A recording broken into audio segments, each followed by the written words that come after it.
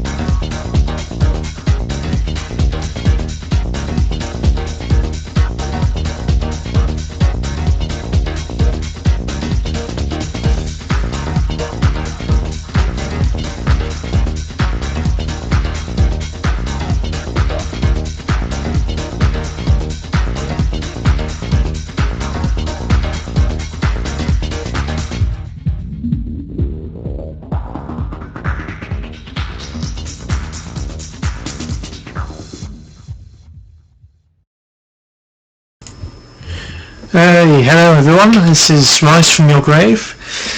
I don't know if it's going to be weekly or maybe I'll make it once or twice a week. Show where I play classic games that some of them may be a bit more obscure, some of them be quite well known, but that deserve replaying or reshowing. And today is the inaugural episode, or official inaugural episode. I've tried this before. We are going to be playing Rayman 2. I'm sure many of you know Rayman 2 already.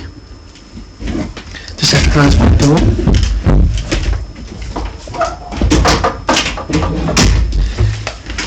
That's better. I'm sure most of you know Rayman 2 already. But it was originally released in '99, which is a ton of years ago now. I first played it on the Dreamcast, and it's widely regarded as being the best version of the game on Dreamcast. But we're going to be playing it on PC today because that is easier.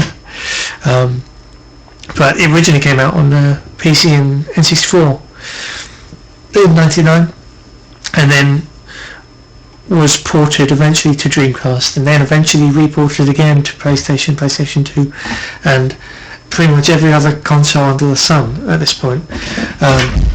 Very much like the first Rayman, it's one of these games that was ported it absolutely everywhere they could possibly get it. So it's unlike the first Rayman.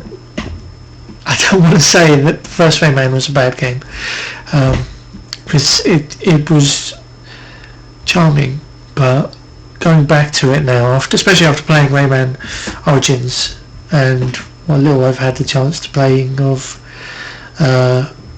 Revolution, am I thinking right?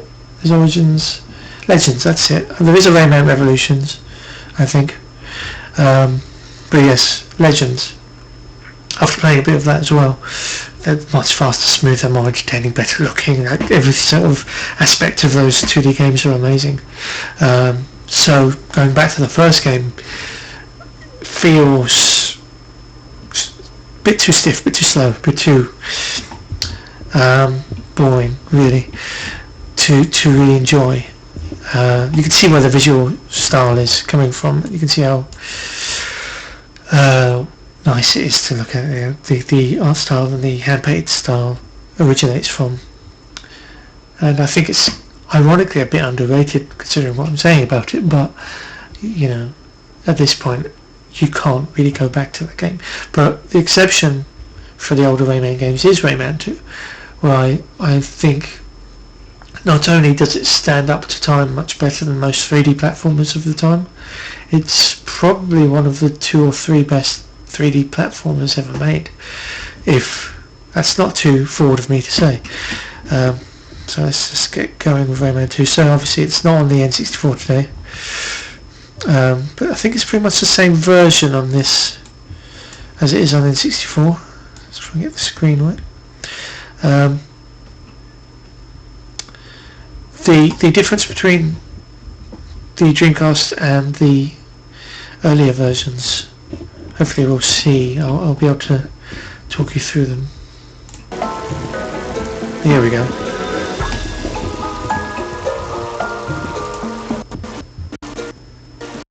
Oh, we're getting somewhere. Are we getting anywhere? Load up, come on. Ah, there we are.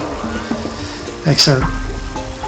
So I'm playing with their Xbox 360 pad, obviously. Hopefully this should run still relatively smoothly. So one of the first differences you'll notice if you've come to the game on the on the PlayStation versions is they were they were actually developed by another studio or ported by another studio within Ubisoft, but it was Ubisoft Shanghai, I think. And for those games they added spoken audio. Now on Dreamcast this opening section is actually narrated by a male voice, I think, but in later versions of it, I think on PlayStation, it was actually Lee the Fair, or the Fairy, who narrates this part, but obviously on the first versions it's completely silent. Now, when you get into the story in a second, this looks lovely as well, considering how old it is. When we get into the main storyline, what little there is of a story to the Rayman games, you'll notice that most of the characters are speaking non-language, or what sounds like gibberish, but unlike Rayman Origins, where they're speaking a form of Pig Latin, they're actually speaking a standalone language here. It's Raymish or something it's called, I can't remember exactly. But I've always preferred the versions where they're speaking Raymish, or this language, because there's a charm to it, you know. Especially when we see Glowbox in a minute, there's more of a believable sound to him when he speaks.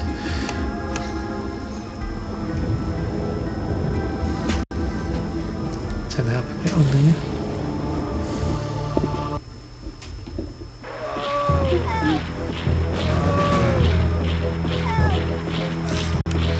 Oh dear. I like how bleak the opening to this is as well. It's like you've already lost. And it starts with everybody locked away, and it's this dark, miserable world. Hey! Unlike the first Rayman, which is very much lively and clever and cartoony. No, it's bad. Never stop. Talent groups do. Oh, wolf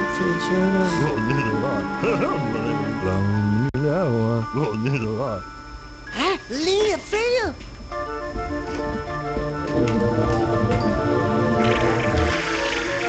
Do what I need. Just get a Bristol. Oh, you're the Zabba. Now what's believe? Give me the touchstone. Yeah! Rayman! Yeah, you cheer for yourself. Even though Glowbox saved you. Anyway. Oh, you're the Zabba. Probably considerable one day. Excellent. So, you notice it's really quite smooth 3D. This was before the dual sticks, so camera's mapped to the L trigger or right trigger. On this one it's right trigger. On Dreamcast it would be the L trigger. and controls are slightly different. Beat jump on Xbox 360 pad, but the animation on this, I mean, I suppose it's helpful that he doesn't have arms and legs, but just that little roll and the flip in the air, and something very smooth and like really enjoyable about controlling Rayman in this world. I think it would be maybe too much for me to say that I prefer this to Mario 64. And I really hope people don't lynch me for that, but